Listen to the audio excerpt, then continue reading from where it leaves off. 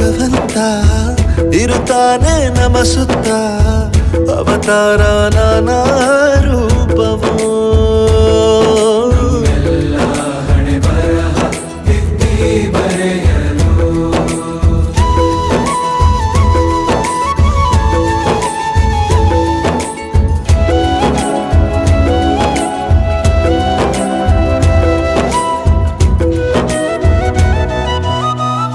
ಬಾಳಲ್ಲಿ ಲೆಕ್ಕ ಎಷ್ಟು ಮುಖ್ಯ ಎಂಬುದ ಬೆರಳಲ್ಲೇ ತೋರಿ ಕಲಿಸಿದ ಗುರುಗಳೇ.